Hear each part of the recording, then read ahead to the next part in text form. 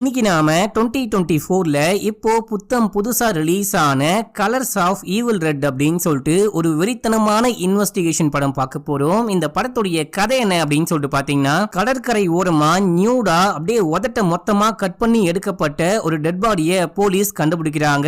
இந்த கேஸ பார்வையிட ஒரு வக்கீல் வராரு. இந்த வக்கீலுக்கு இது என்ன இந்த கொலகாரன் உதட்ட கம்ப்ளீட்டா கட் பண்ணி எடுத்திருக்கானே, இது ஒருவேளை ஒரு சீரியல் கில்லிங்கா இருக்க வாய்ப்பு இருக்கா அப்படின்னு சொல்லிட்டு பழைய கேஸ்லாம் புரட்டி பார்க்கும்போது 15 வருஷத்துக்கு முன்னாடி இதே போல ஒரு சம்பவம் நடந்திருக்கு. அதே கொலகாரன் தான் இப்பயும் இந்த விஷயத்தை பண்றான் போல அப்படின்னு சொல்லிட்டு விசாரிக்க ஆரம்பிக்கிறாரு. விசாரிச்சு போன ஹீரோக்கு காத்துக்கிட்டு இருந்த அதிர்ச்சி ஹீரோக்கு மட்டும் இல்லாம நமக்கும் சேர்த்து படத்துடைய கிளைமேக்ஸ்ல ஒரு ட்விஸ்ட் கொடுத்திருப்பாங்க பாருங்க, பங்கமா இருக்கும். இந்த படத்தை எங்கேயுமே ஸ்கிப் பண்ணாம முழுசா பாருங்க.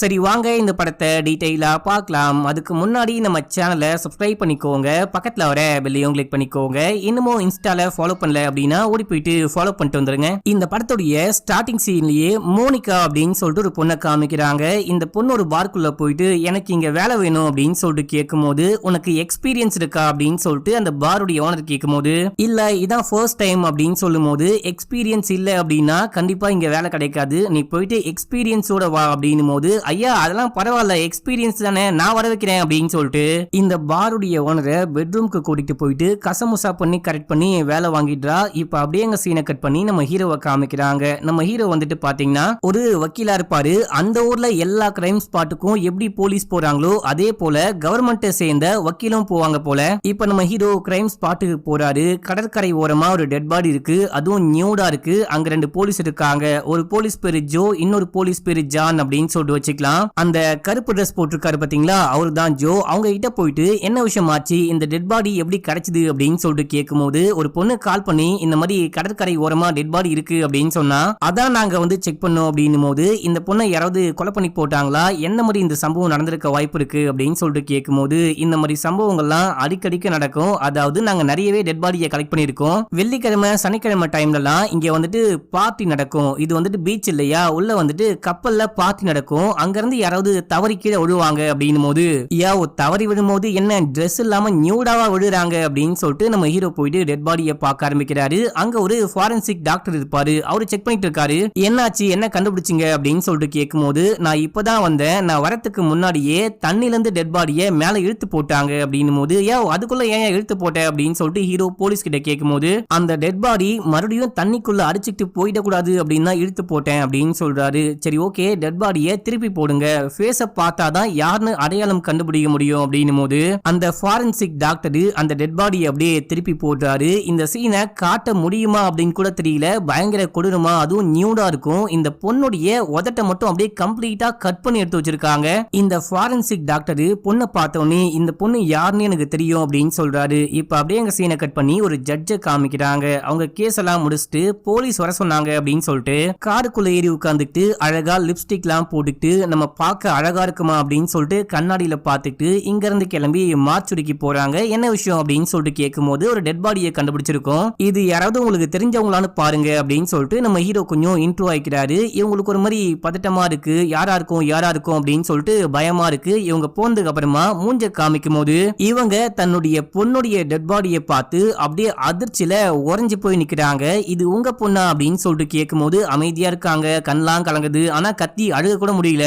இது உங்க பொண்ணா, கொஞ்சம் சரியா சொல்லுங்க அப்படின்னும் போது, ஆமா அப்படின்னு சொல்லிட்டு தலையாட்டிட்டு அங்க இருந்து போலாம் அப்படின்னு சொல்லிட்டு பார்க்கும்போது, சைன் போடுங்க அப்படின்னு சொல்ல சைன் போட்டு அப்படியே ஒரு மாதிரி செம்ம கலக்கத்தோட அங்கிருந்து கிளம்பி போயிட்டு காருக்குள்ள ஏறி உட்கார்றாங்க. நம்ம ஹீரோ பின்னாடியே வராரு. ஹீரோவை பார்த்தோன்னே இவங்க கார் எடுத்துட்டு வேகமா கிளம்புறாங்க. கிளம்புனவங்க அந்த பக்கம் அந்த ஒரு காருக்கு மேல மோதிட்டு என்ன பண்றது அப்படின்னே புரியாம கத்தி அழுகுறாங்க. அந்த லிப்ஸ்டிக் எல்லாம் துடைக்கிறாங்க. தன்னுடைய பொண்ணு லிப்ஸே இல்லாம இருக்கா, நம்ம அழகா இருக்கணும் அப்படின்னு சொல்லிட்டு லிப்ஸ்டிக் எல்லாம் போட்டுட்டு வந்தோமே அப்படின்னு சொல்லிட்டு பயங்கரமா அழுகுறாங்க. இந்த விஷயம்லாம் பார்த்துட்டு நம்ம ஹீரோ போயிட்டு அந்த டிராபிக் எல்லாம் கிளீன் பண்ணிட்டு காருக்குள்ள ஏறி உட்காந்து அந்த பொண்ணை சமாதானப்படுத்துறாரு. இப்ப அப்படியே எங்க சீனை கட் பண்ணி நம்ம ஹீரோவுடைய ஆபீஸ்ல காமிக்கிறாங்க. நம்ம ஹீரோவுடைய பாஸ் இந்த கேஸ பத்தி கேள்விப்பட்ட உடனே இன்னொரு கேஸ பத்தி சொல்ல ஆரம்பிக்கிறாரு. 15 வருஷத்துக்கு முன்னாடி இதே போல ஒரு பொண்ணு டெட் பாடியா கிடைச்சா அந்த பொண்ணுடைய உதட்டையும் இது வரைக்கும் கண்டே பிடிக்க முடியல. அந்த பொண்ணு வந்துட்டு ஒரு பப்புக்கு போயிருக்கா, ஒரு பார் மாதிரியான ஒரு பப்புக்கு போயிருக்கா. அங்க போன பொண்ணு திரும்பி வரவே இல்லை அப்படின்னு சொல்லி தேடும் போது கடற்கரை ஓரமா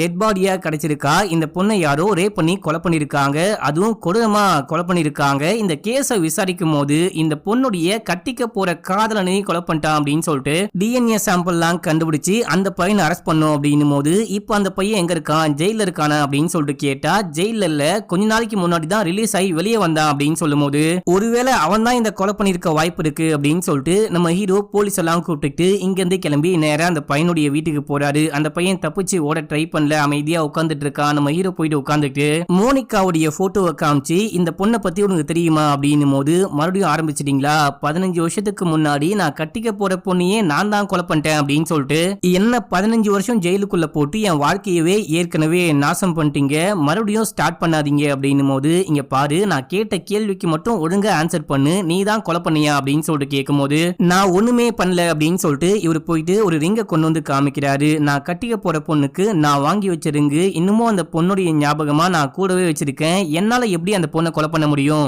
நான்லாம் கொலை பண்ற அளவுக்கு ஓர்த்தே கிடையாது அப்படின்னு சொல்லும் போது இதே டைம்ல வந்துட்டு பாத்தீங்கன்னா போலீஸ் வந்துட்டு இந்த வீட்டையே சர்ச் பண்ணிருப்பாங்க. சர்ச் பண்ணி ரத்தக்கரை படிஞ்ச ஒரு டி-ஷர்ட்டை கண்டுபிடிக்கிறாங்க. இப்போ சந்தேகத்தின் பேர்ல இந்த பையனை அரெஸ்ட் பண்ணலாம் அப்படின்னு சொல்லிட்டு ட்ரை பண்ணும்போது இவன் நம்ம ஹீரோவுடைய மூஞ்சி மேலேயே ஓங்கி பொக்குன்னு ஒரு குத்து குத்திட்டு அங்கிருந்து தப்பிச்சு ஓட ட்ரை பண்ணும்போது மடக்கி பிடிச்சி ஸ்டேஷன் கொண்டு போறாங்க. இப்போ இந்த பையனை உட்கார வச்சு நம்ம ஹீரோ விசாரிக்க ஆரம்பிக்கிறாரு.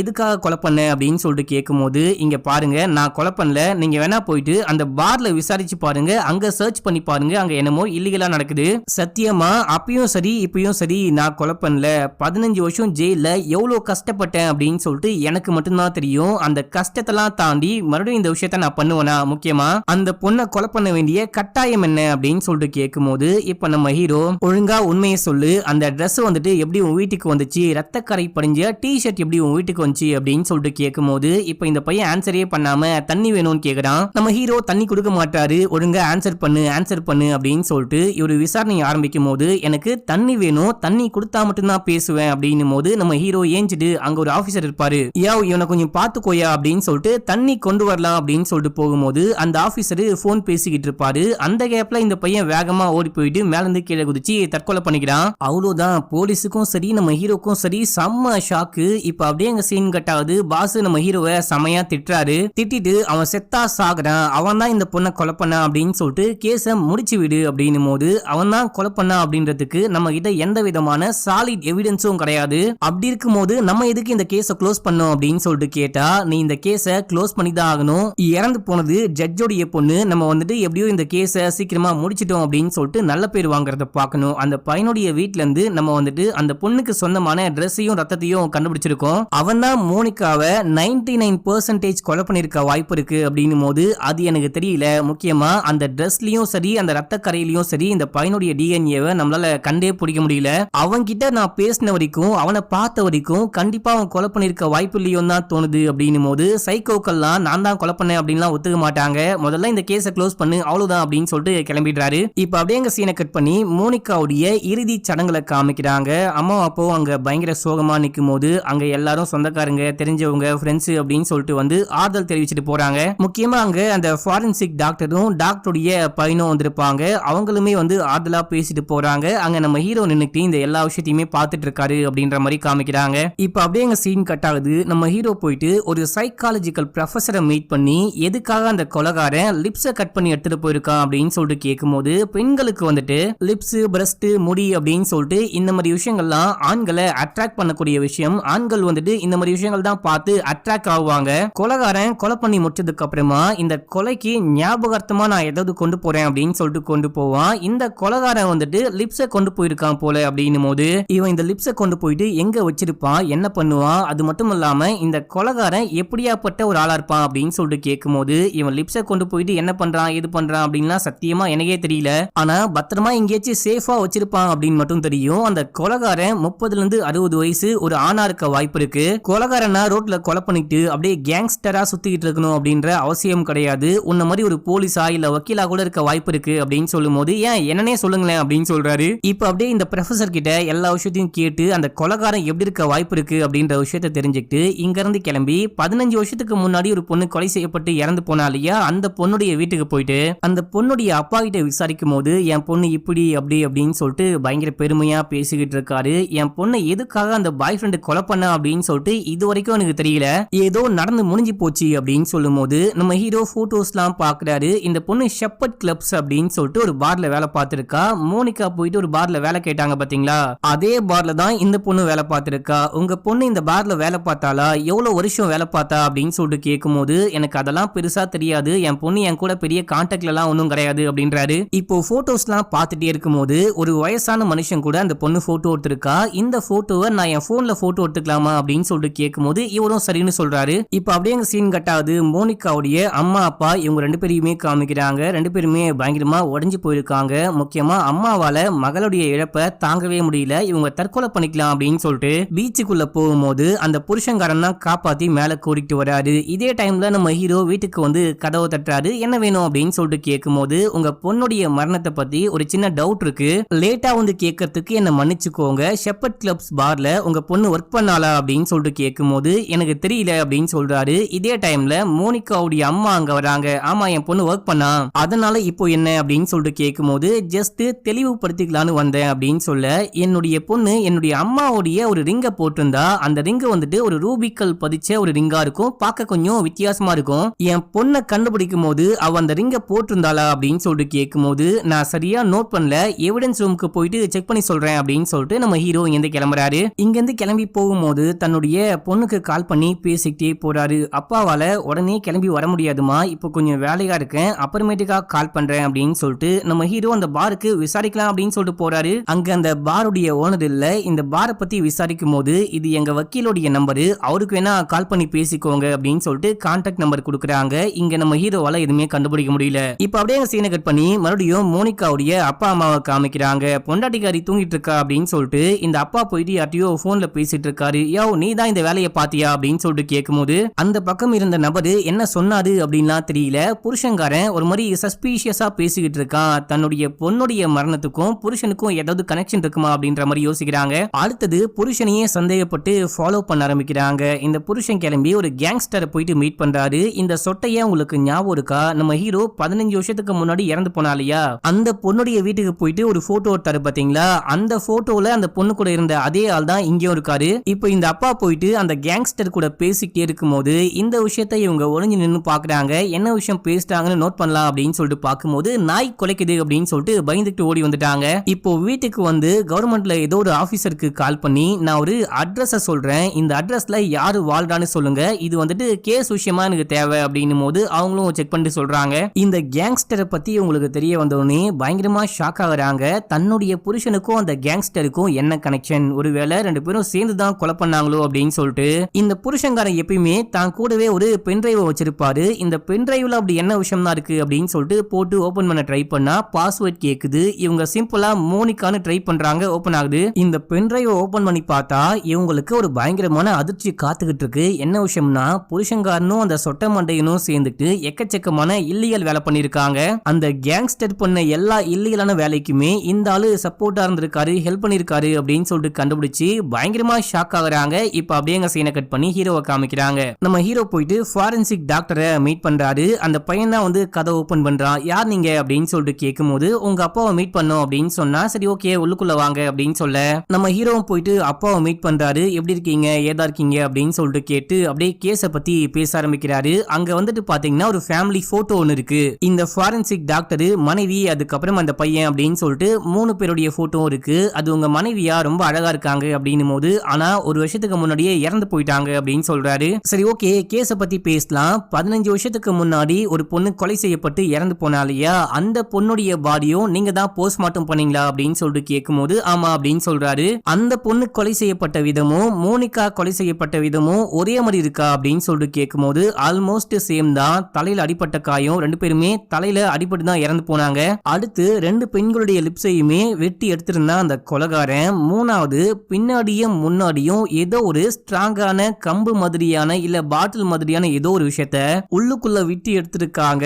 அதனால பிறப்புறுப்பும் சரி அந்த ஒரு உறுப்பும் சரி பயங்கரமா சதஞ்சு போயிருக்கு அப்படின்னு சொல்றாரு. 2 பெண்களுக்குமே இதே நிலைமை தான் அப்படின்னு சொல்றாரு. இந்த விஷயத்த இதுக்கு மேல ஓப்பனா சொல்ல முடியல மக்களே. எதுக்காக கொலைகாரன் இப்படி பண்ணா அப்படின்னு சொல்லிட்டு கேட்கும்போது அது எனக்கு தெரியல, நீ தான் கண்டுபிடிக்கணும் அப்படின்னு சொல்றாரு. சரி கடைசியா ஒரு கேள்வி, இந்த கொலைய தற்கொலை பண்ணி ஒரு பையன் இறந்து போனா இல்லையா, அவன் தான் பண்ணிருப்பான்னு நினைக்கிறீங்களா அப்படின்னு சொல்லிட்டு கேட்கும்போது அதையும் நீ தான் கண்டுபிடிக்கணும் அப்படின்னு சொல்றாரு. சரி ஓகே நான் கிளம்புறேன் அப்படின்னு சொல்லிட்டு போகும்போது இந்த ஃபாரன்சிக் டாக்டருடைய பையன் பாய் குட் நைட் அப்படின்னு சொல்றான். இந்த பையனை பார்த்தோன்னே லைட்டா விசாரிக்க ஆரம்பிக்கிறாரு. உனக்கு அந்த பார் தெரியுமா அப்படின்னு சொல்லிட்டு கேட்கும்போது நல்லாவே தெரியும், அடிக்கடிக்க போயிருக்கேன், அங்கதான் ஒரு வாட்டி நான் மோனிகாவை பார்த்தேன் அப்படின்னு சொல்லும்போது மோனிகாக்கும் உனக்கும் எப்படி பழக்கம்னு கேட்டா ஜஸ்ட் ஃப்ரெண்ட்ஸ், சும்மா பார்த்திருக்கேன் அவ்வளவுதான் அப்படின்னு சொல்லும்போது சரி ஓகே நான் கிளம்புறேன் அப்படின்னு சொல்லிட்டு கிளம்பி போயிட்டாரு. இப்ப அப்படியே அங்க சீனை கட் பண்ணி நமக்கு ஒரு பிளாஷ்பேக் காமிக்கிறாங்க.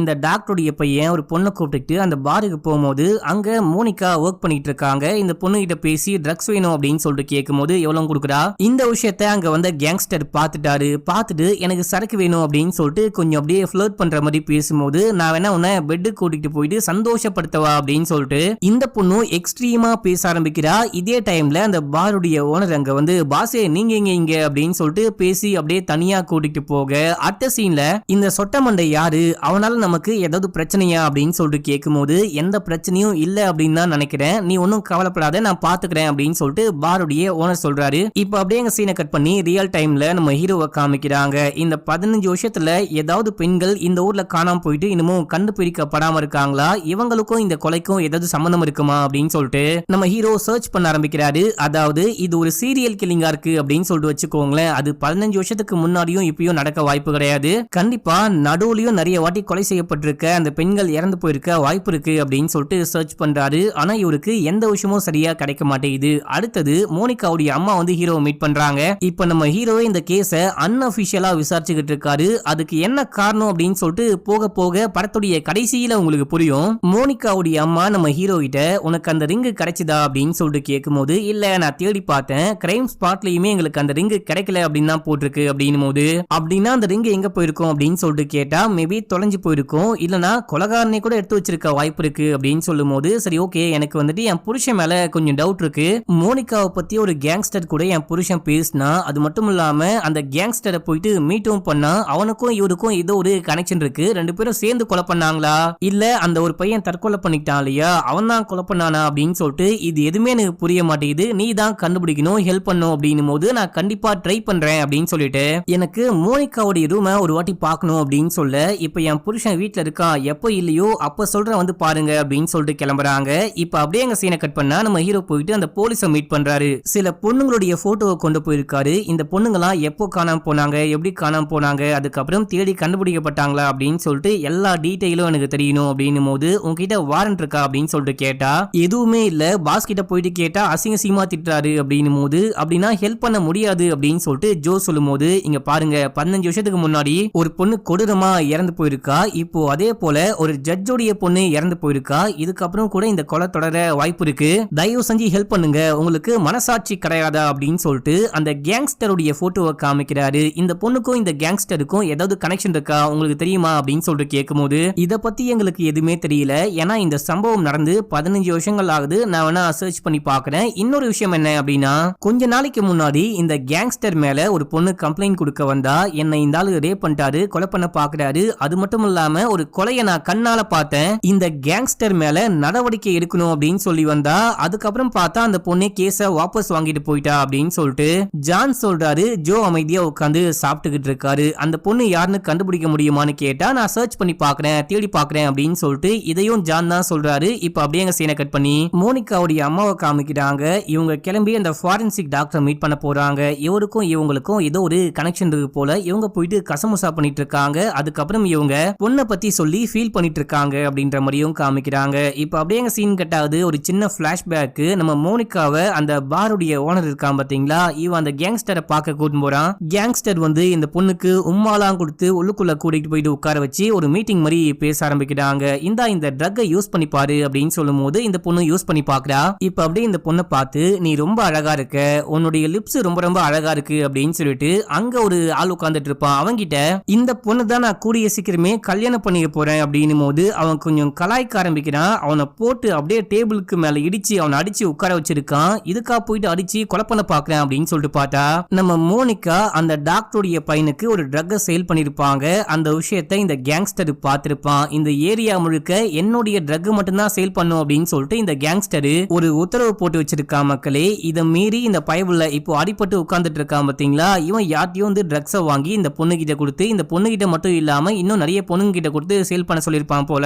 அதை இந்த கேங்ஸ்டர் பார்த்துட்டு கண்டுபிடிச்சிட்டான். யார் உனக்கு இந்த ட்ரக்ஸை சப்ளை பண்றா அப்படின்னு சொல்லிட்டு கேட்கும்போது ரஷ்யன் அப்படின்னு சொல்லிட்டு அந்த ரஷ்யனுடைய பேரை சொல்லும் போது நீ என்னுடைய பேச்சை மீறிட்ட, நீ வந்துட்டு எனக்கு துரோகம் பண்ணிட்ட, உனக்கு தண்டனை கொடுக்கணும், உன்னுடைய கண்ணை நோண்டி எடுக்கவா இல்லனா லிப்ஸை கட் பண்ணி எடுக்கவா அப்படின்னு சொல்லிட்டு கேட்கும் போது என்ன விட்டுருங்க, இந்த ட்ரக்ஸை வித்து நான் எவ்வளவு பணம் சம்பாதிச்சனும் எல்லாமே உங்களுக்கே கொடுக்குறேன், ப்ளீஸ் என்ன ஒன்னும் பண்ணாதீங்க அப்படின்னும் போது கண்ணா லிப்ஸா அப்படின்னு சொல்லிட்டு கேட்கும் போது லிப்ஸ் அப்படின்னு சொல்ல இந்த கேங்ஸ்டரும் லிப்ஸை அப்படியே துண்டா கட் பண்ணி எடுக்கிறான். இப்போ இவன் ரொம்ப ரொம்ப அழகா இருக்கான்ல அப்படின்னு சொல்லிட்டு ஆக்சுவலா இந்த சீன்லாம் காட்ட முடியாது, லைட்டா இமேஜின் பண்ணிக்கோங்க. கடைசியா இந்த பையனுடைய கழுத்தறுத்து இந்த கேங்ஸ்டர் கொலை பண்றான். இந்த விஷயத்தை பார்த்துட்டு இந்த பொண்ணுக்கு அப்படியே அள்ளு கிளம்புது, ஒரு மாதிரி பயந்து போயிட்டா. இங்க இருந்து மீட்டிங்லாம் முடிச்சுட்டு கிளம்புறாங்க. போயிட்டே இருக்கும்போது வண்டியை நிப்பாட்டுங்க அப்படின்னு சொல்லிட்டு மோனிகா இறங்கி போயிட்டு செமையா வாமிட் பண்றாங்க. எப்பா இதுக்கப்புறம் வந்துட்டு இந்த மாதிரி எந்த வேலையும் நான் பண்ண மாட்டேன், நான் கிளம்பி வீட்டுக்கு போயிட்டு ஒழுங்கா அம்மா சொல்ற பேச்சை கேட்க போறேன் அப்படின்னும் போது கண்டிப்பா அப்படிலாம் விட முடியாது, அந்த கேங்ஸ்டர் ரொம்ப ரொம்ப மோசமானவன், நீ எதுவுமே தெரியாம வந்து இந்த கேங்ல சேர்ந்துட்ட, இதுக்கப்புறம் உன்னால வெளியே போக முடியாது அப்படின்னும் போது இப்போ நான் என்ன பண்ணிட்டோம் அப்படின்னு சொல்லிட்டு கேட்டா, நீ கவலைப்படாத, நான் உனக்காக ஏதாவது பண்ண முடியுமான்னு பாக்குறேன், அந்த கேங்ஸ்டர் கிட்ட பேச ட்ரை பண்றேன் அப்படின்னு சொல்லிட்டு ஹக் பண்றான். இந்த பொண்ணும் பையனும் லவ் பண்றாங்களா என்ன அப்படின்லாம் தெரியல, ஆனா இந்த பொண்ணுக்கு அந்த பையன் ரொம்ப பிடிச்சிருக்கு. இப்போ அப்படியே எங்க சீனை கட் பண்ணி ரியல் டைம்ல காமிக்கிறாங்க. நம்ம ஹீரோ கிளம்பி மோனிகாவுடைய வீட்டுக்கு போயிட்டு ரூம் எல்லாம் சர்ச் பண்றாரு. சர்ச் பண்ணும்போது அப்படியே பேச்சு கொடுக்க ஆரம்பிக்கிறாரு, என்ன கண்டுபிடிச்சிருக்கீங்க அப்படின்னு சொல்லிட்டு மோனிகாவுடைய அம்மா கேட்கும் போது நம்ம ஹீரோவும் இது வரைக்கும் என்ன கண்டுபிடிச்சிருக்காரோ எல்லாமே சொல்றாரு. இப்போ மோனிகாவுடைய அம்மா முக்கியமான ஒரு புது விஷயத்த சொல்றாங்க. என் பொண்ணுக்கு 14 வயசு இருக்கும் போது எங்கேயோ வெளியே போயிட்டு வந்தா, நடக்கவே ரொம்ப கஷ்டப்பட்டா, ஒரு மாதிரி உடம்பு சரியில்லை அப்படின்னு சொல்லிட்டு எனக்கு புரிஞ்சுது, என்ன விஷயம் அப்படின்னு சொல்லிட்டு கேட்கும் போது தான் என் பொண்ணை யாரோ கற்பழிச்சுட்டாங்க, ரேப் பண்ணிட்டாங்க அப்படின்னு சொல்லிட்டு தெரிய வந்துச்சு. அது ஒரு பழைய கதை அப்படின்னு சொல்லிட்டு இந்த விஷயத்த டீடைலா கூட சொல்லிருக்க மாட்டாங்க, காமிச்சிருக்க மாட்டாங்க, இதை மட்டும் சொல்லுவாங்க. இதை ஏன் சொல்றாங்க அப்படின்னா, என் பொண்ணு கற்பழிக்கப்பட்டு கொலை செய்யப்பட்டாளா அப்படின்னு சொல்லிட்டு கேட்கும் போது அதை எங்களால சரியா கண்டே பிடிக்க முடியல, காயங்கள் இருந்துச்சு, ஆனா கற்பழிக்கப்பட்டாலான்னு தெரியல அப்படின்னும் போது ஏன்னு கேட்டா நம்ம ஹீரோ மொத்தமா எக்ஸ்பிளைன் பண்றாரு. அந்த கொலைகாரனுக்கு ஆண்மை இல்லையா என்னன்னா தெரியல, ஏதோ கட்டையோ பாட்டிலோ தான் வச்சு அவன் வந்துட்டு இந்த மாதிரி பண்ணிருக்கான் அப்படின்னு சொல்லும் போது இவங்களுக்கு ரொம்ப ரொம்ப கஷ்டமா இருக்கு. இப்படி நம்ம ஹீரோ பேசிக்கிட்டே இந்த ரூமை சர்ச் பண்ணி ஏதோ ஒரு விஷயத்த கண்டுபிடிக்கிறாரு. இதை பத்தி உங்களுக்கு தெரியுமா அப்படின்னு சொல்லிட்டு காமிக்க இவங்க தெரியாது அப்படின்றாங்க. இது என்ன அப்படின்னு சொல்லிட்டு பார்க்கும்போது எனக்கே தெரியல மக்களே. இப்ப அப்படியே சீனை கட் பண்ணி மறுபடியும் பிளாஷ்பேக் காமிக்கிறாங்க. அந்த பாருடைய ஓனர் இந்த ட்ரெஸ்ஸை போட்டுக்கோ, உன்னை பார்க்க ஒரு ஆள் வருவாங்க அப்படின்னும் போது இங்க பாரு, நான் ஒன்னும் பிராஸ்டியூட் கிடையாது, எனக்கு உன்னை பிடிச்சிருக்கு அப்படின்னு சொல்லிட்டு உன் கூட ஒன்னாருன்னு அவ்வளவுதான் அப்படின்னு சொல்லும் போது நான் சொன்னா நீ கேட்டே ஆகணும் அப்படின்னு சொல்லிட்டு கட்டாயப்படுத்தும் போது என்னால முடியாது அப்படின்னு சொல்லிட்டு இந்த பொண்ணு காதா மட்டும் ஒரு அறவுட இவனும் திரும்ப அடிச்சுட்டு போயிட்டு கதை ஓபன் பண்றான். அங்க வந்தது கேங்ஸ்டர் தான். கேங்ஸ்டர் இந்த பொண்ணு கூட ஒன்னா இருக்க ட்ரை பண்றான். திடீர்னு பார்த்தா முகத்துல கவர மூடி இந்த பொண்ணை கொலை பண்ண பாக்குறான். அடுத்தது மோனிகா போலீஸ் ஸ்டேஷனுக்கு போயிட்டு இந்த ஜோவை பார்த்து இந்த மாதிரி இந்த கேங்ஸ்டர் என்ன கொலை பண்ண பாக்குறான், என்ன வந்துட்டு ரேப் பண்ணிட்டான், அது மட்டும் இல்லாம ஒரு கொலையை நான் கண்ணாலையும் பார்த்தேன் அப்படின்னு சொல்லிட்டு கம்ப்ளைண்ட் கொடுக்கும் போது உனக்கு இந்த கேங்ஸ்டரை பத்தி தெரியுமா, ரொம்ப ரொம்ப மோசமானவன், நீ இந்த கேஸை கொடுத்துட்டு வெளியே போன அப்படின்னா கண்டிப்பா உன்னை கொலை பண்ணுவான், பரவாயில்லையா அப்படின்னும் போது அவன் எவ்வளவு மோசமானவன் அப்படின்னு சொல்லிட்டு உங்களை விட எனக்கு நல்லாவே தெரியும், தயவு செஞ்சு கம்ப்ளைண்ட் எடுங்க அப்படின்னும் போது சரி ஓகே வெயிட் பண்ணு அப்படின்னு சொல்லிட்டு யாருக்கோ கால் பண்றான். கால் பண்ணி இந்த விஷயம்லாம் சொல்லிட்டு மோனிகா கிட்ட போனை கொடுக்கும் போது இந்த பொண்ணு போனை வாங்கி பேசிட்டா ஒரு மாதிரி பயப்பட ஆரம்பிக்கிறா. இந்த ஜோ வந்துட்டு பாத்தீங்கன்னா அந்த கேங்ஸ்டருடைய ஆள் போல மக்களே, அவனுக்காக கைக்கூலியா வேலை பார்த்துட்டு இருக்கான். இந்த மாதிரி மோனிகான்ற பொண்ணு கம்ப்ளைண்ட் கொடுக்க வந்திருக்கா, அதுவும் உங்க மேலேயே கம்ப்ளைண்ட் கொடுக்க வந்திருக்கா அப்படின்னு சொல்லிட்டு போட்டு கொடுக்க அந்த கேங்ஸ்டருடைய ஆள் வந்து மோனிகாவை கூட்டு போறான். இந்த பொண்ணு ஒரு மாதிரி பயந்துட்டே உள்ளுக்குள்ள போறா. அடுத்தது மோனிகாவுடைய வீட்டுல காமிக்கிறாங்க. இந்த பொண்ணு ஒரு மாதிரி நடக்க முடியாம கண்ணெல்லாம் கலங்கி வீட்டுக்குள்ள போகும்போது அம்மா உள்ள உட்காந்து டிவி பார்த்துட்டு இருக்காங்க. என்னம்மா சாப்பிட்டியா அப்படின்னு சொல்லிட்டு கேட்கும் போது சாப்பிட்டேன் அப்படின்னு சொல்றா. சரி ஓகே அப்படின்னா உள்ளுக்குள்ள போயிட்டு படுத்து தூங்கு அப்படின்னும் போது அம்மா பொண்ணுடைய ஃபேஸ கூட பார்க்க மாட்டாங்க, அவங்க பாட்டுன்னு அவங்க வேலையை பார்த்துட்டு இருக்காங்க, பெருசா பசங்களை கண்டுக்க மாட்டாங்க போல இந்த ஊர்ல. இந்த பொண்ணு அழுதுட்டே உள்ளுக்குள்ள போயிட்டு குளிக்கிறா. கால் முழுக்க செம ரத்தமா இருக்கு, ரத்தமான ரத்தமா ஊத்துது அப்படின்ற மாதிரி காமிக்கிறாங்க. இப்ப அப்படியே எங்க சீனை கட் பண்ணி ரியல் டைம்ல நம்ம ஹீரோ அந்த போலீஸ் எல்லாம் மீட் பண்ணி இந்த மாதிரி மோனிகாவுடைய வீட்டுல ஒரு விஷயத்தை கண்டுபிடிச்சாரு பாத்தீங்களா, அதை இந்த போலீஸ் கிட்ட கொடுத்து இது எப்படி மோனிகா கிட்ட கிடைச்சது அப்படின்னு சொல்லிட்டு பாருங்க, இது போதை பொருள் அப்படின்னு தான் நான் நினைக்கிறேன், இது யாரு சப்ளை பண்றா, எப்படி அந்த பொண்ணு கையில கிடைச்சது அப்படின்னு சொல்லிட்டு எல்லாமே கண்டுபிடிக்கணும் அப்படின்னும் போது இங்க பாரு, ஏற்கனவே உன்னுடைய பாஸ் எனக்கு கால் பண்ணி கழுவி ஊத்துனாரு, முடிஞ்சு போன கேஸ எதுக்காக விசாரிக்கிறீங்க அப்படின்னு சொல்லிட்டு திட்டினாரு, இதுக்கப்புறமும் இந்த வேலையை பார்த்தா என் வேலை போயிடும் அப்படின்னும் போது தயவு செஞ்சு ஹெல்ப் பண்ணு அப்படின்னு சொல்ல சரி ஓகே ட்ரை பண்றேன் அப்படின்னு சொல்லிட்டு ஜோ சொல்றான். இப்ப அப்படியே எங்க சீனை கட் பண்ணி மோனிகாவுடைய அம்மாவை காமிக்கிறாங்க. இவங்க கிளம்பி அந்த பாருக்கே போறாங்க. பாருக்கு போயிட்டு இந்த மாதிரி மோனிகா அப்படின்னு சொல்லிட்டு ஒரு பொண்ணுங்க வேலை பார்த்தா உங்களுக்கு தெரியுமா அப்படின்னு சொல்லிட்டு கேட்கும் போது தெரியாது அப்படின்றாங்க. நீ எவ்வளவு நாளா இங்க வேலை பாக்குற அப்படின்னு சொல்லிட்டு கேட்கும்போது 1 வருஷமா அப்படின்னு சொல்றான். ஆனா மோனிகான்ற பேரையே கேள்விப்பட்டது கிடையாது அப்படின்னு சொல்றான். ஏதோ மறைக்கிறாங்க அப்படின்னு மட்டும் இவங்களுக்கு நல்லாவே புரியுது. உங்களுக்கு என்ன வேணும்னு கேட்கும்போது தண்ணி மட்டும் குடு அப்படின்னு சொல்லிட்டு கேட்கும்போது தண்ணி இல்ல வேணா ஜூஸ் குடுக்கவா அப்படின்னு சொல்லிட்டு கேட்டு ஜூஸை ஊத்தி கொடுக்கும்போது இவங்களும் குடிக்க ஆரம்பிக்கிறாங்க. இந்த விஷயத்த ஒரு வயசான பாட்டி பார்த்துட்டு அவங்க இவங்க கிட்ட பேச ஆரம்பிக்கிறாங்க. உனக்கு என்ன வேணும் அப்படின்னு சொல்லிட்டு கேட்கும்போது இந்த மாதிரி மோனிகாவை பத்தி விசாரிக்க வந்திருக்கேன் அப்படின்னு சொல்லிட்டு எல்லாமே சொல்லும்போது இங்க பாரு இது உனக்கு சேஃபான இடம் கிடையாது. இந்த ஜூஸை குடிக்காத. ஜூஸ்ல போதை பொருள் கலக்கப்பட்டிருக்கு. சுத்தி முத்தி எக்கச்சக்கமான ரவுடி பசங்க உன்னை போதையாக்கி உன்னை மட்ட பண்ணலாம் அப்படின்னு சொல்லிட்டு காத்துக்கிட்டு இருக்காங்க. சைலண்டா எதுவுமே தெரியாத மாதிரி இந்த ஜூஸை ஓரமா வச்சுட்டு பாத்ரூம்குள்ள போ. பாத்ரூம்குள்ளேயே ஒரு விண்டோ இருக்கும். அந்த விண்டோ வழியா வெளியே தப்பிச்சு ஓடி போயிடு அப்படின்னும் போது இவங்களுக்கு அப்படியே பயமாகுது. கொஞ்சம் கொஞ்சமா மயக்கம் வர ஆரம்பிக்குது. இவங்க தட்டு தடுமாறி பாத்ரூம்குள்ள போயிட்டு விண்டோ எங்க இருக்கு அப்படின்னு சொல்லிட்டு தேடுறாங்க.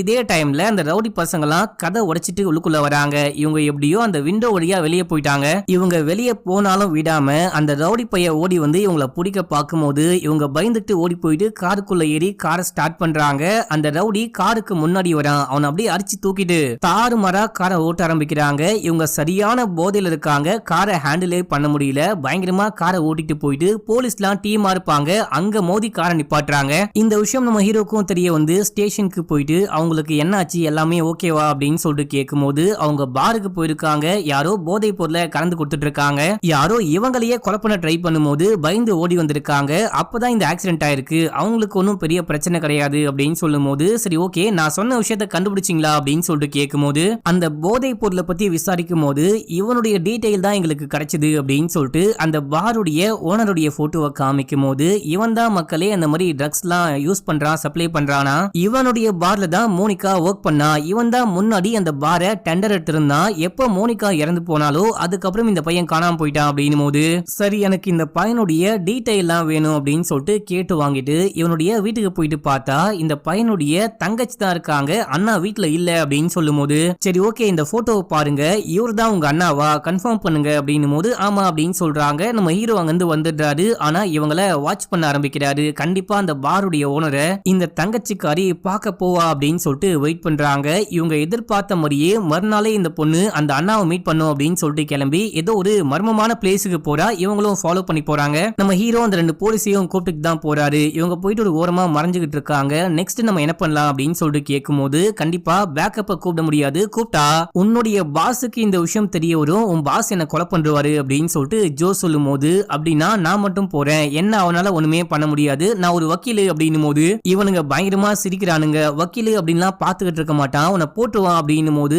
என்ன போட்டாலும் பரவாயில்ல நான் போயிட்டு விசாரிக்க போறேன் அப்படின்னு சொல்லிட்டு ஹீரோ தைரியமா உள்ளுக்குள்ள போவ அவன் கண்ணை காமிச்சு மிரட்டுறான். இங்க பாரு நான் ஒரு வக்கீலு நான் மோனிகாவுடைய கேஸை விசாரிச்சுக்கிட்டு இருக்கேன். மோனிகாவை யாரு கொலை பண்ணா அப்படின்னு மட்டும் சொல்லு உன்னை அரெஸ்ட் பண்ண போறது கிடையாது அப்படின்னும் போது இந்த பாருடைய ஓனரு என்னமோ சொல்லலாம் அப்படின்னு சொல்லிட்டு வரான். இந்த டைம்ல அந்த போலீஸ்லாம் அங்க வராங்க. ஜோ சரமாரியா ஷூட் பண்ணி இவன் எங்கேயே கொலை பண்றான். டே உனக்கு என்ன பைத்தியமா பிடிச்சிருக்கு அவன் என்ன ஒண்ணுமே பண்ணலடா அவன் ஏதோ சொல்ல வந்தான் அதுக்குள்ள ஷூட் பண்ணி கொலை பண்ணிட்டேன் அப்படின்னும் போது நான் என்ன பண்ண முடியும் அப்படின்ற மாதிரி அமைதியா இருக்கான். கூட இருக்க அந்த ஜான் போலீஸும் செமையா திட்டுறாரு. இப்ப அப்படியே சீன் கட் ஆகுது. நம்ம ஹீரோவை ஆபீஸ்ல காமிக்கிறாங்க. ஹீரோவுடைய பாஸுக்கு நம்ம ஹீரோ என்ன பண்ணாரு அப்படின்னு சொல்லிட்டு எல்லாமே தெரிய இங்க பாரு இது உன்னுடைய டிரான்ஸ்பர் ஆர்டர் இன்னும் ஒரு வாரத்துல நீ இந்த ஊருக்கு போற அப்படின்னு சொல்லிட்டு அவர் பாருன்னு கிளம்பி போயிட்டாரு. பாஸ் நிறைய வாட்டி சொல்லி பார்த்தாரு நம்ம ஹீரோ கேட்கல அப்படின்னு சொல்லிட்டு டிரான்ஸ்பரே பண்ணிட்டாரு. இப்ப அப்படியே சீனை கட் பண்ணி மோனிகாவுடைய அம்மாவை காமிக்கிறாங்க. இவங்க போயிட்டு புருஷன்கிட்ட அந்த பென்டிரைவை காமிச்சு எனக்கு எல்லாமே தெரியும் நீயும் அந்தாலும் எப்பத்துல இருந்து கூட்டாளிகளா இருக்கீங்க அப்படின்னு சொல்லிட்டு கேட்கும்போது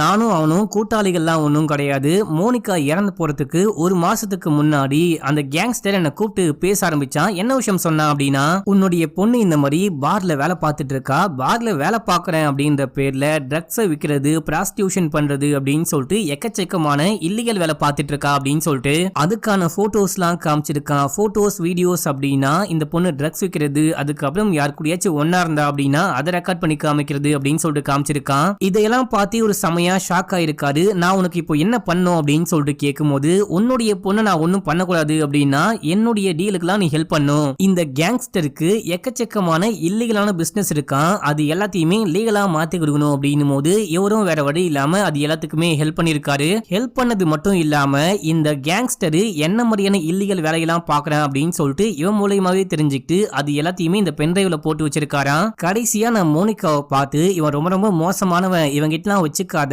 நீ வந்துட்டு கொஞ்சம் தலைமறைவாரு, உனக்கு நான் கொஞ்சம் காசு கொடுக்குறேன், எங்கேயாச்சும் போயிட்டு கொஞ்ச நாள் கழிச்சு இந்த பிரச்சனை எல்லாம் முடிஞ்சதுக்கு அப்புறமா வா அப்படின்னும் போது நான் ஏன்பா ஓடி ஒளியணும் அப்படின்னு சொல்லிட்டு கேட்டா அந்த கேங்ஸ்டர் கூப்பிட்டு பேசினது அந்த ஆளு காமிச்ச வீடியோ போட்டோ அப்படின்னு சொல்லிட்டு எல்லாமே சொல்லும் போது இந்த பொண்ணுக்கு ரொம்ப ரொம்ப கஷ்டமா இருக்கு. சாரிப்பா அப்படின்னு சொல்லிட்டு அழுகிறா. சரிப்பா நான் போயிட்டு எங்கேயாச்சும் வெளியே ஸ்டே பண்ணிக்கிறேன், தலைமறைவா இருக்கேன் அப்படின்னு சொல்றா. இந்த விஷயம் தான் ஆச்சு அப்படின்னு சொல்லிட்டு மோனிகாவுடைய அப்பா அம்மா கிட்ட எல்லா விஷயத்தையுமே சொல்றாரு. இங்க பாரு, எனக்கு வந்துட்டு அந்த கேங்ஸ்டரை பழி வாங்கணும், அந்த ஆள் தான் என் பொண்ணை கொலை பண்ணிருப்பானோ அப்படின்னு சொல்லிட்டு எனக்கு இன்னமும் டவுட்டா தான் இருக்கு. அதை கேட்கலாம் அப்படின்னு சொல்லிட்டு தான் அன்னைக்கு அந்த கேங்ஸ்டர் வீட்டுக்கு போனேன். அவங்கிட்ட கேட்கும் போது நான் ஒண்ணுமே பண்ணல, நான் எதுக்காக கொலை பண்ண போறேன் அப்படின்னு சொன்னா, ஆனா எனக்கு இன்னமும் அவன் தான் கொலை பண்ணிருப்பானோ அப்படின்னு சொல்லிட்டு டவுட்டா இருக்கு. அவனை போலீஸ்ல மாட்டி விடலான்னு பார்த்தா என்னால யாரையும் நம்ப முடியல, நம்பிக்கையான ஆள் யாருன்னு எனக்கு தெரியல அப்படின்னும் போது எனக்கு ஒரு ஆளை தெரியும் அப்படின்னு சொல்லிட்டு மோனிகாவுடைய அம்மா இந்த பென்ட்ரைவை கொண்டு போயிட்டு ஹீரோ கிட்ட கொடுக்குறாங்க. ஹீரோ பாஸ் கிட்ட இந்த விஷயம்லாம் காமிச்சு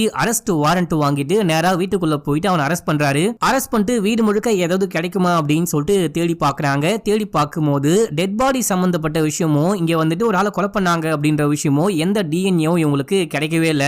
ஆனா இந்த கேங்ஸ்டருடைய பேஸ்மெண்ட்ல வந்துட்டு பாத்தீங்கன்னா ஒரு மனுஷனை கட்டி போட்டு டார்ச்சர் பண்ற மாதிரி ஒரு செட்டப் இருக்கு அப்படின்ற விஷயத்த பாக்குறாங்க. இப்போ அரெஸ்ட் பண்ணி கூட்டிட்டு போக ட்ரை பண்ணும்போது அந்த ஜோ இருக்கான் இல்லையா, அவன் காருக்குள்ள ஏறி உட்கார்றான். தம்பி நீ கொஞ்சம் வெளியே வா அப்படின்னும் போது ஏன் நானும் போலீஸ் தானே, நான் கூட்டு போக கூடாதா அப்படின்னு சொல்லிட்டு கேட்டா, நீ கூட்டு போக வேணாம், நீ எப்படி கூட்டு போவ அப்படின்னு சொல்லிட்டு எனக்கு நல்லாவே தெரியும், வெளியே வா அப்படின்னு சொல்லிட்டு வேற ஒரு போலீஸ அந்த காரை டிரைவ் பண்ண வைக்கிறாரு. வேற ஒரு போலீஸ் மூலியமா இந்த கேங்ஸ்டரை போலீஸ் ஸ்டேஷன் கூட்டு போக வைக்கிறாரு. இந்த ஜோ மேல ஹீரோக்கு டவுட் வந்துருச்சு மக்களே. இப்போ இந்த வீட்டுக்குள்ள எதுவுமே நமக்கு கிடைக்கல அப்படின்னா கண்டிப்பா வேற எங்கேயாச்சும் இந்த ஆளு மறைச்சு வச்சிருக்க வாய்ப்பு இருக்கு அப்படின்னு சொல்லிட்டு வீடு, ஆபீஸ், அந்த பப் அப்படின்னு சொல்லிட்டு எல்லாத்துலயுமே தேடி பாக்குறாங்க. இந்த கேங்ஸ்டருக்கு ஒரு லாக்கர் ரூம் ஒன்னு இருக்கும். அங்க போய் தேடி பார்க்கும்போது இவங்களுக்கு கவர் மாதிரி ஒண்ணு கிடைக்குது. அந்த கவருக்குள்ள என்ன விஷயம் இருக்குன்னு பார்த்தா சில வாட்சி, கடிகாரங்கள், அந்த மாதிரி விஷயங்கள்லாம் இருக்கு. முக்கியமா மனித உதடால செய்யப்பட்ட ஒரு பிரேஸ்லெட்டையும் கண்டுபிடிக்கிறாங்க. என்ன கொடுமடா இது அப்படின்னு சொல்லிட்டு பாக்குற நமக்கும் சரி, போலீஸுக்கும் சரி, நம்ம ஹீரோக்கும் சரி தூக்கி வாரி போடுது.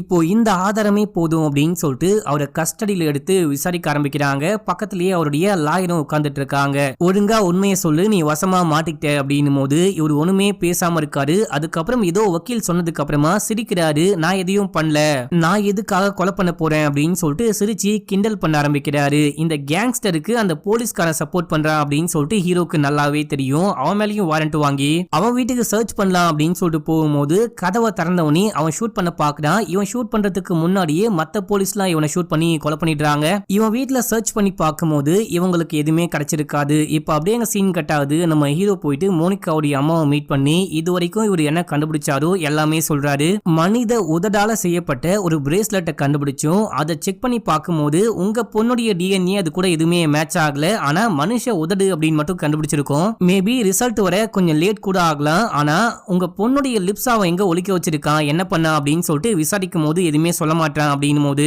சரி ஓகே நெக்ஸ்ட் என்ன பண்ண போறீங்க அப்படின்னு சொல்லிட்டு கேட்கும் போது கண்டிப்பா அவன் தான் கொலை பண்ணிருக்க வாய்ப்பு இருக்கு அப்படின்னு சொல்லிட்டு நான் முழுமையா நம்புறேன். அது மட்டும் இல்லாம என்ன வந்துட்டு டிரான்ஸ்ஃபர் பண்ணிட்டாங்க. நான் டிரான்ஸ்ஃபருக்கு முன்னாடி ஊருக்கு போயிட்டு என் பொண்ணை மீட் பண்ண போறேன் அப்படின்னும் போது பொண்ணா உங்களுக்கு கல்யாணம் ஆயிடுச்சா அப்படின்னு சொல்லிட்டு கேட்டா ஆயிடுச்சு அப்படின்னு சொல்றாரு. உங்க குட்டி பொண்ணுடைய பேர் என்ன அப்படின்னு சொல்லிட்டு கேட்கும் போது மோனிகா அப்படின்னு சொல்றாரு. இப்போ உங்களுக்கு புரியுதா எதுக்காக நம்ம ஹீரோ இந்த கேஸ ரொம்ப மும்பரமா விசாரிச்சாரு அப்படின்னு சொல்லிட்டு.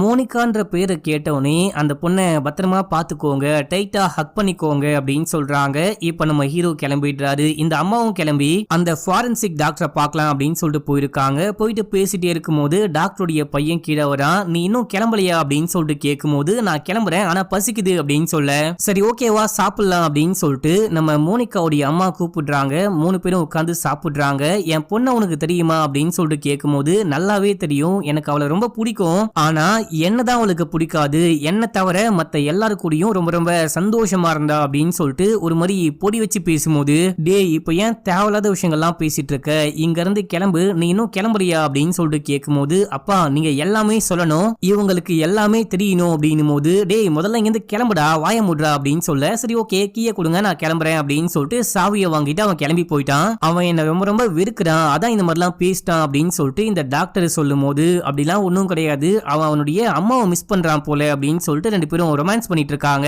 இப்ப அப்படியே எங்க சீனை கட் பண்ணி நம்ம ஹீரோவை காமிக்கிறாங்க. நம்ம ஹீரோ ஊருக்கு போயிட்டு இருக்காரு. போற வழியில பெட்ரோல் ஃபில் பண்றாரு. அப்போ வந்துட்டு பாத்தீங்கன்னா இந்த கேஸ பத்தி எல்லாமே எல்லாமே யோசிச்சு பாக்குறாரு. அப்போ ஒரே ஒரு விஷயம் மட்டும் இருக்குது. இந்த கேங்ஸ்டர் ஒத்துக்கவே இல்ல நான் கொலை பண்ணேன் அப்படின்னு சொல்லிட்டு. அது மட்டும் இல்லாம அந்த ஒரு பையன் தற்கொலை பண்ணி இறந்து போனா பாத்தீங்களா, அவனும் ஒத்துக்கவே இல்ல. இது எல்லாத்தையும் தாண்டி மோனிகாவுடைய டிஎன்ஏவை அந்த கேங்ஸ்டருடைய வீட்ல இருந்து கண்டுபிடிக்கவே முடியல. இது என்னமோ இடிக்குதே அப்படின்னு சொல்லிட்டு யோசிக்கும் போது இன்னொரு விஷயம் இவருக்கு ஞாபகம் வருது. அந்த டாக்டருடைய பையன் தான் பாத்தீங்களா, அவனை ஃபர்ஸ்ட் டைம் பார்க்கும்போது கையில ஒரு ரிங் போட்டிருந்தான். அதுக்கப்புறம் அந்த ரிங்கை மறைக்க ட்ரை பண்ணிருப்பான். இதை இவரு நோட் பண்ணிருப்பாரு. மோனிகாவுடைய ரிங்கு இந்த பையன் கையில இருக்கு அப்படின்னா ஒருவேளை இவன் தான் கொலை பண்ணிருப்பானோ அப்படின்னு சொல்லிட்டு நம்ம ஹீரோ வேக வேகமா இங்க இருந்து கிளம்புறாரு. இப்ப அப்படியே எங்க சீனை கட் பண்ணி மோனிகாவுடைய அம்மாவை காமிக்கிறாங்க. இவங்க ரொமான்ஸ்லாம் பண்ணி முடிச்சுட்டு ஃப்ரெஷ் ஆயிட்டு உள்ளுக்குள்ள வர அங்க டேபிளுக்கு மேல காணாம போன ரிங்க பாக்குறாங்க. இது நம்ம அம்மாவுடைய ரிங்காச்சு, நம்ம பொண்ணுக்கு சொந்தமான ரிங்கு. இது எப்படி இங்க வந்துச்சு அப்படின்னு சொல்லிட்டு யோசிக்கிறாங்க. எல்லா விஷயத்தையுமே கால்குலேட் பண்ணி பாக்குறாங்க. இந்த வீட்டை சேர்ந்த யாரோ தான் கொலை பண்ணிட்டாங்க போல அப்படின்னு சொல்லிட்டு ஒரு மாதிரி பயந்து போயிட்டு உறைஞ்சு போயிட்டு நிக்கும் போது அங்க அந்த டாக்டர் வராரு. நான் உடனே கிளம்புறேன், கேப் புக் பண்ணுங்க அப்படின்னும் போது என்னாச்சு அப்படின்னு சொல்லிட்டு கேட்டா ஒன்னும் ஆகல, எனக்கு உடம்பு சரியில்லை, நான் கிளம்புறேன் அப்படின்னு சொல்ல ஒன்னும் இல்லம்மா கொஞ்சம் அமைதியாரு அப்படின்னு சொல்லிட்டு ஹக் பண்றேன் அப்படின்ற பேர்ல ஒரு இன்ஜெக்ஷன் போட்டு மயக்கமாக்குறாரு. இவங்க மயக்கம் தெரிஞ்சு பார்க்கும்போது கை கால்லாம் கட்டப்பட்ட நிலைமையில இருக்காங்க. அதை கஷ்டப்பட்டு அறுத்து போட்டு வெளியே போகும்போது அங்க அந்த டாக்டர் கன்னோட உட்கார்ந்துட்டு இருக்காரு. என் பையன் வேண்முத்துக்குனே தான் அந்த ரிங்க மேல வச்சுட்டு போனா. என் பையனுக்கு குற்ற உணர்ச்சி ரொம்ப ரொம்ப அதிகமா இருந்துச்சு. அவன் அந்த டைம்ல என்ன பண்றது அப்படின்னே புரியாம எனக்கு கால் பண்ணா. ஒரு அப்பனா என்ன பண்ணுமோ அதான் நான் பண்ணேன், நீயா இருந்தாலும் கண்டிப்பா அதுதான் பண்ணிருப்ப அப்படின்னு சொல்லிட்டு எல்லா உண்மையுமே சொல்ல ஆரம்பிக்கிறாரு. மோனிகா அப்பாவுடைய பேச்சை கேட்டு நம்ம எங்கேயாச்சும் தலைமறைவா இருக்கலாம் அப்படின்னு சொல்லிட்டு இந்த பையனை பார்க்க வந்திருக்கா. டாக்டருடைய பையனை பார்க்க வந்திருக்கா. இவனும் சரி ஓகே என் வீட்லயே ஸ்டே பண்ணிக்கோ அப்படின்னு சொல்றான். இந்த பொண்ணு குளிச்சுட்டுலாம் வந்து அப்படியே பழைய கதையெல்லாம் பேசிக்கிட்டே இருக்கும் போது இவன் ரொமான்ஸ் பண்ணலாம் அப்படின்னு சொல்லிட்டு கிட்ட போகும்போது என்னால முடியாது அப்படின்னு சொல்றா. ஏன் முடியாது, எனக்கு உன்னை ரொம்ப ரொம்ப பிடிக்கும், மத்தவங்க கூட எல்லாம் ஒன்னா இருக்க, என் கூட மட்டும் ஒன்னா இருக்க மாட்டியா அப்படின்னு சொல்லிட்டு கேட்கும் போது இங்க பாரு உன்னுடைய அப்பாவும் என்னுடைய அம்மாவும் ஒன்னா இருக்காங்க, இப்ப நீ என்னுடைய அண்ணன் மாதிரி, தயவு செஞ்சு புரிஞ்சுக்கோ அப்படின்னும் போது அவங்க ஒன்னா இருந்தா அதுக்கு நம்ம என்ன பண்ண முடியும் அப்படின்னு சொல்லிட்டு ஒன்னா இருக்க ட்ரை பண்றான். கட்டாயப்படுத்துறான். இவங்க வேணாம் வேணாம் அப்படின்றாங்க. அது எப்படி என் கூட மட்டும் இருக்க மாட்டேன் மத்தவங்க கூட இருப்பியா அப்படின்னு சொல்லிட்டு தலையை போட்டு ஒரு மாதிரி கோவத்துல இடிக்கும் போது அவ்வளவுதான் இந்த பொண்ணு இறந்து போயிட்டா. இவன் கொலை பண்ணும் அப்படின்னே பண்ணிருக்க மாட்டான், ஒரு மாதிரி கோவத்துல பண்ணிருப்பான். அந்த பொண்ணு இறந்து போயிட்டா. இப்ப இந்த பையனுக்கு என்ன பண்றது அப்படின்னே புரியாம அப்பாக்கு கால் பண்ண அப்பா வந்து இந்த பையனை காப்பாத்தணும் அப்படின்னு சொல்லிட்டு 15 வருஷத்துக்கு முன்னாடி ஒரு சம்பவம் ஆச்சு பாத்தீங்களா, அதே போல இந்த கொலையை செட் பண்ணிடலாம் அப்படின்னு சொல்லிட்டு இந்த டெட் பாடியை அதே போல டார்ச்சர் பண்ண ஆரம்பிக்கிறாரு. இந்த பையன் இந்த டெட் பாடியை கட்டி பிடிச்சிட்டு செமையா அழுகுதான். என்ன மன்னிச்சுக்கோ, நான் தெரியாம பண்ணிட்டேன், நான் வேண்முத்துக்குனே அந்த மாதிரி பண்ணல அப்படின்னு சொல்லிட்டு பேசிக்கிட்டே அப்பாக்கு தெரியாம அந்த ரிங்க கழட்டி கொண்டு போயிட்டு இருக்கான். இந்த விஷயம் தான் ஆச்சு, என்ன மன்னிச்சுக்கோ, என் பையனை காப்பாத்த தான் நான் அந்த மாதிரி பண்ணேன் அப்படின்னு சொல்லிட்டு இவர் எல்லாமே சொல்லி முடிக்கும் போது என் பொண்ணுடைய லிப்ஸ் எங்க அப்படின்னு சொல்லிட்டு கேட்க இந்த டைம்ல ஒரு காரு இந்த வீட்டு வாசல்ல வந்து நிக்குது. அது யாருன்னு பார்த்தா நம்ம ஹீரோ தான். ஒரு கன் சவுண்ட் கேக்குது. என்ன விஷயம்னு உள்ளுக்குள்ள வந்து பார்க்கும்போது இவரு தன்னைத்தானே ஷூட் பண்ணிட்டு தற்கொலை பண்ணி இறந்து போயிட்டாரு. உங்களுக்கு ஒன்னும் ஆகலையே அப்படின்னு சொல்லிட்டு கேட்கும் போது ஒன்னும் ஆகல அப்படின்னு சொல்லிட்டு அந்த ரிங் எடுக்கிறாங்க. நீ எப்படி கண்டுபிடிச்ச அப்படின்னு சொல்லிட்டு கேட்கும் போது யாருமே அந்த கொலையை பண்ணதா ஒத்துக்கவே இல்ல. அது மட்டும் இல்லாம நீங்க சொன்ன ரிங்கு அந்த பையன் கையில இருந்துச்சு, அதை நான் அப்போ நோட் பண்ணல, இப்பதான் நோட் பண்ணேன் அப்படின்னு சொல்றாரு. இப்ப அப்படியே எங்க சீன் கட் ஆகுது. மறுநாள் காலையில இந்த பையனே போலீஸ் ஸ்டேஷனுக்கு போயிட்டு நான் தான் மோனிகாவை கொலை பண்ணேன் அப்படின்னு சொல்லிட்டு சரண்டர் ஆகுறான். அப்படியே நம்ம ஹீரோவை காமிக்கிறாங்க. நம்ம ஹீரோ கிளம்பி ஊருக்கு போயிட்டாரு. போயிட்டு தன்னுடைய குட்டி பொண்ணை மீட் பண்றாரு, சந்தோஷமா இருக்கிறாரு அப்படின்ற மாதிரி காமிச்சு இந்த படத்துடைய ஸ்டோரியும் முடிக்கிறாங்க. இந்த படத்துல வந்துட்டு பாத்தீங்கன்னா சில கேள்விகளுக்கு ஆன்சரே பண்ணிருக்க மாட்டாங்க. எக்ஸாம்பிளுக்கு 15 வருஷத்துக்கு முன்னாடி யார் அந்த பொண்ணை கொலை பண்ணா, அதுக்கப்புறம் வந்துட்டு இந்த கேங்ஸ்டர் கிட்ட ஒரு பிரேஸ்லெட், அதாவது அந்த லிப்ஸால செய்யப்பட்ட பிரேஸ்லெட் இருந்திருக்கும், இதெல்லாம் எப்படி அந்த ஆள் கையில வந்துச்சு, அந்த ஆள் எப்படி பண்ணாரு அப்படின்னு சொல்லிட்டு இது எதுவுமே காமிச்சிருக்க மாட்டாங்க. மோனிகாக்கு என்ன விஷயம் ஆச்சு, மோனிகா எப்படி இறந்து போனா அப்படின்னு சொல்லிட்டு அந்த விஷயம் மட்டும் தான் காமிச்சிருப்பாங்க. இந்த படம் உங்களுக்கு பிடிச்சதா இல்லையா அப்படின்னு சொல்லிட்டு மறக்காம கீழே கமெண்ட் பண்ணுங்க. இந்த மாதிரி ஹாலிவுட் படமும் பழைய மாதிரி போடலாமா வேணாமா அப்படின்னு சொல்லிட்டு கமெண்ட் பண்ணுங்க. உங்களுக்கு இந்தியன் மூவி பிடிச்சிருக்கு அப்படின்னா இந்தியன் மூவி அப்படின்னு சொல்லுங்க, இல்ல வெளிநாட்டு மூவி அப்படின்னா இந்த மாதிரி ஹாலிவுட்னு கமெண்ட் பண்ணுங்க. இன்னமும் நிறைய பேரு நம்ம சேனலை சப்ஸ்கிரைபே பண்ணாம பாக்குறீங்க, அதை கொஞ்சம் பண்ணிக்கோங்க. பக்கத்துல வர பெல்லையும் கிளிக் பண்ணிக்கோங்க. இன்ஸ்டால ஃபாலோ பண்ணாதவங்க ஓடி போயிட்டு ஃபாலோ பண்ணிட்டு வந்துடுங்க. ஓகே மக்களே, பாய்.